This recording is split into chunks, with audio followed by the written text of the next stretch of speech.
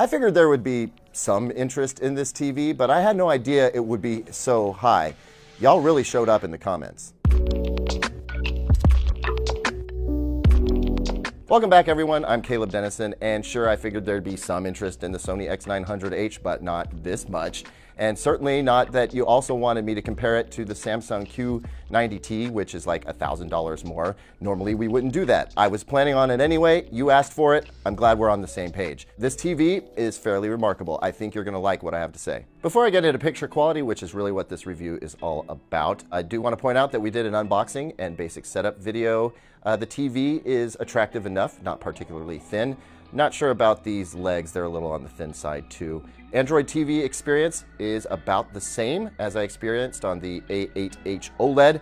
The setup process was different, but ultimately it works just as well, which is remarkable because the Sony has a much more advanced chip running Android TV.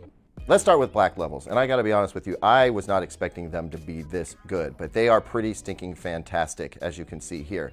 Now, if I change over to this clip on YouTube, where we've got this white ball going around, you can definitely force it to show some blooming. That's to be expected to some degree, but it still mitigates the blooming fairly well. So I was expecting, you know, a fairly high zone count for this television, but I don't think that's the case. To count zones, I typically use this clip off of YouTube from AVS Forum, and the idea is you can stand off at an angle which exacerbates the glow, and count how many times the box dims and brightens. And each time that happens, it's a zone. Multiply the horizontal by the vertical, and then you get your zone count. But the TV mitigates the blooming so well that it was really hard for me to count. Eventually, I managed to get it, and believe it or not, I think it's 4x4, 16 zones, which is ridiculously low for such an advanced TV. Now, Sony has told me repeatedly that they don't tell you about the zones because they don't think it's about how many zones you have, it's how you use them. And I've always dismissed that as marketing speak, but you know what? This speaks well to that. Now, as for brightness, by the numbers, it doesn't look huge. 750 nits is what I got when I measured it, and that's half of what you get with the Q90T, right? But I'm not missing anything. Between the black levels and the brightness you do get, HDR content looks fantastic, and the bright room performance of this TV has been just fine for me. As for color, that's something that Sony has always excelled at. This TV is no exception.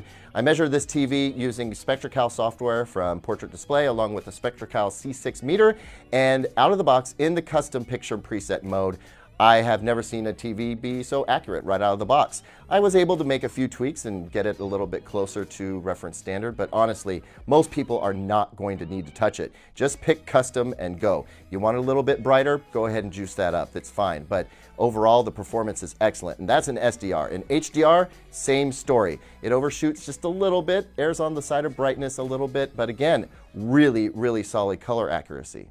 Now for the gaming portion of this review. It's a little complicated. Let me start with the good news. The HDR gaming experience on this TV is fantastic. The spectral highlights are just glimmering off this television, and overall picture quality is outstanding. And this is in the game mode. Input lag I don't have a measurement for. If it's anything like the X950H, it's probably going to be around 18 milliseconds or so. Unfortunately, I have some disappointing news regarding variable refresh rate. I did say that if you're going to game on a Sony, this is the model to get, and I stand by that. The only problem is that variable refresh rate, or VRR, is not active in this TV right now. It will be via firmware update down the road, but you're going to have to wait for it a while. How long? I don't know. Sony's not saying when they're going to deploy that. They did, however, tell me that they'll let me know when it's about to happen. So we'll try and let you know in the comments down below. So I've spent the past several days with this TV, and over I keep thinking the same thing. How is this TV only $1,400?